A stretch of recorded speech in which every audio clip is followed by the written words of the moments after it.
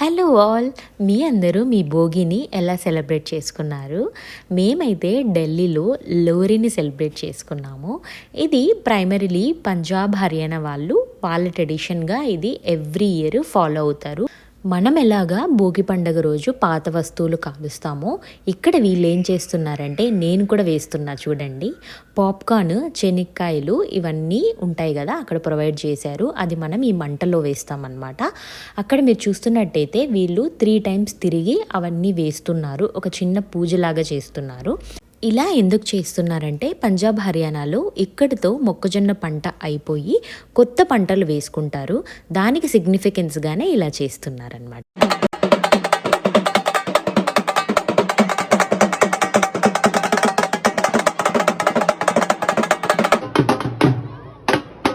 అందరూ డాన్సులు వేస్తూ మంచిగా ఎంజాయ్ కూడా చేస్తున్నారు. అదన్నమాట ఈ ఫెస్టివల్ స్టోరీ. మీకెవరికైనా ఇంకా దీని గురించి తెలిసుంటే నాకు కమెంట్స్‌లో చెప్పండి. వీడియోస్ నచ్చితే please like, share and subscribe. Happy Bhogi and happy Sankranti అందరికీ.